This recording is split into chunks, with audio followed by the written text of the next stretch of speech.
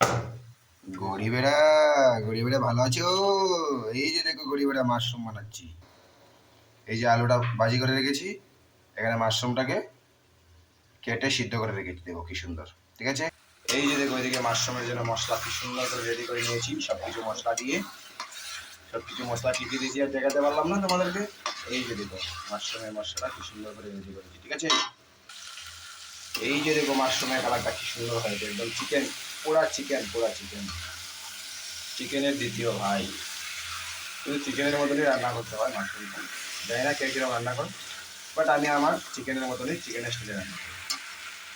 তো কেমন হয়েছে আমার চিকেনটা ভাজিটা, একটু ঝুল দিয়ে দেবো, একটু ভালো থেকে কষানো হয়ে যায়।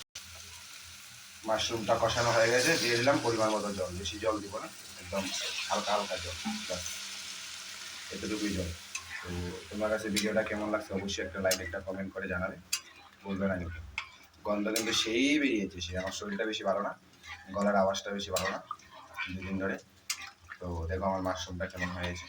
Tata, bye bye.